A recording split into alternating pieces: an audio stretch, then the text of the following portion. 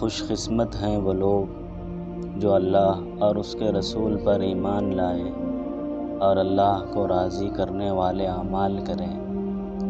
اور بڑے بد نصیب ہیں وہ لوگ جو اللہ اور اس کے رسول پر ایمان نہ لائیں اور اللہ کو ناراض کرنے والے اعمال کریں، جس کی وجہ سے انہیں آخرت میں ہمیشہ عذاب میں رہنا پڑے۔ یاد رکھو، جس شخص نے گناہ کمائے اور گناہوں نے ہر طرف سے ان کا احاطہ کر لیا، یعنی وہ زندگی بھر کفر و شرک میں مبتلا رہے، تو ایسے ہی لوگ دوزخی ہیں، وہ اس میں ہمیشہ رہیں گے۔ اور جو اللہ اور اس کے رسول پر ایمان لائے، نیک عمل کرتے رہے، گناہوں سے بچتے رہے، تو ایسے ہی لوگ جنتی ہیں۔